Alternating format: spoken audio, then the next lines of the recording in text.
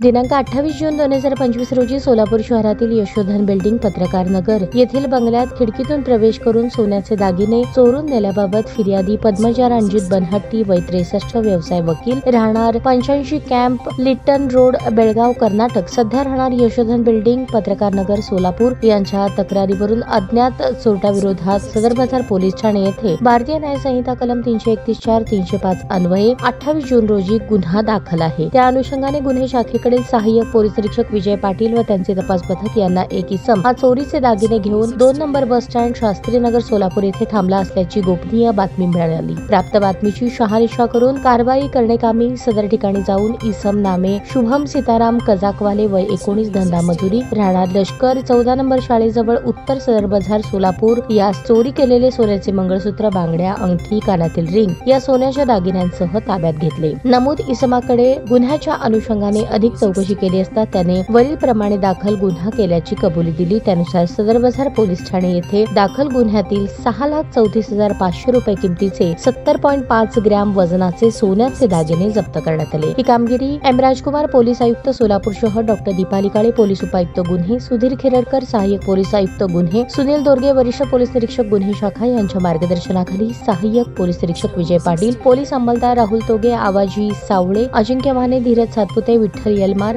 Cyber police ठाण्याकडील प्रकाश गायकवाड मच्छिंद्र राठोड चालक सतीश काटे यांनी पार पाडली।